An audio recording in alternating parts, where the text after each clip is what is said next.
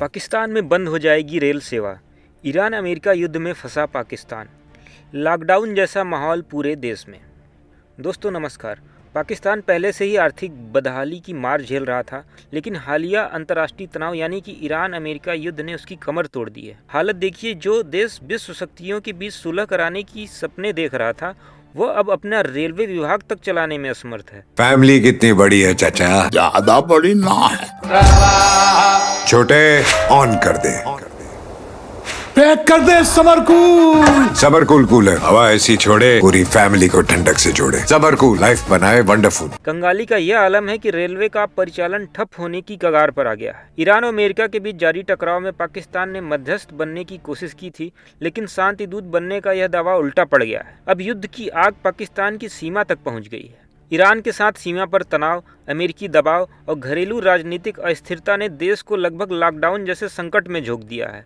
अंतर्राष्ट्रीय स्तर पर नाम कमाने की चाहत और जमीनी स्तर पर भीषण आर्थिक तबाही के बीच पाकिस्तान आज सबसे कठिन दौर से गुजर रहा है। आइए इस बारे में विस्तार से आपको बताते हैं। ईरान युद्ध से तेल और गैस की कीमतें आसमान छू रही हैं। पेट्रोल पंप पर लंबी लंबी कतारें लगी हुई हैं। 1 लीटर पेट्रोल की कीमत सुनकर तो दिल बैठ जाता है। तेल की कीमत इस समय 300 रुपये से भी ज़्यादा है। आम आदमी का तो हाल ही खराब हो गया है। ट्रांसपोर्ट बंद, फैक्ट्रियां ठप, दुकानें आधी अधूरी। लॉकडाउन जैसा माहौल है पूरे देश में।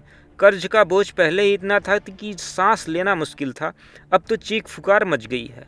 IMF, चीन, सऊदी अरब हर तरफ हाथ फैलाए हुए है। पाकिस्तान IMF, चीन, सऊदी अरब हर तरफ हाथ फैलाए हुए है, लेकिन कोई स्थायी राह तक नहीं निकल पा रही। इस समय सबसे दर्दनाक हालत पाकिस्तान रेलवे की है। ये तो बस चलने की हालत में नहीं है, बल्कि टूटने की कगार पर है। डॉन अखबार के मुताबिक पाक रेलवे अब पूरी तरीके से संकट में घिर गया है। फाइनेंशियल तंगी, स्टाफ की कमी, ऑपरेशन गड़बड़ियां, ये तीनों मिलकर रेलवे को खत्म करने पर तुले हैं।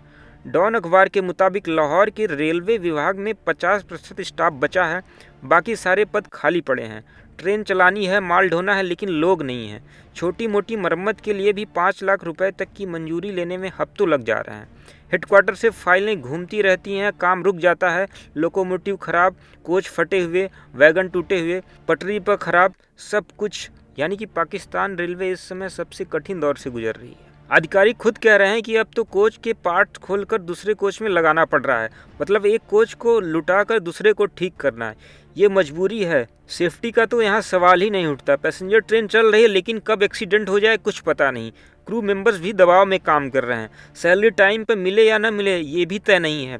पिछले 6-7 साल से ये लगातार हालत बिगड़ती जा रही है। 2026 में इस लॉकडाउन के दौरान तो हालत और चरम पे पहुंच गई है। पाकिस्तान के पूरे 8 रेलवे डिवीज़न यानी कि लाहौर, कराची, मुल्तान, सुक्कुर, क्वेटा, रावलपिंडी, पेशावर और वर्कशॉप डिवीज़न सब एक जैसे हाल में हैं। कोई भी टारगेट पूरा नहीं हो पा रहा है। रेवेन्यू जनरेट करने की उम्मीद लगभग खत्म हो चुकी है।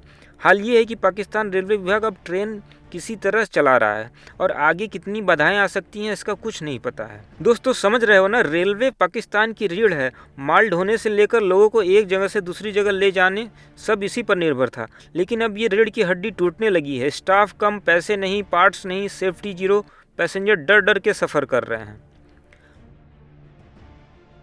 पाकिस्तान सरकार कह रही है कि हम सुधार करेंगे, लेकिन ग्राउंड रियलिटी कुछ और ही बता रही है। ईरान अमेरिका युद्ध ने आग में घी डाल दिया है। तेल महंगा होने से ट्रांसपोर्ट व्यवस्था पूरी चरमरा गई है।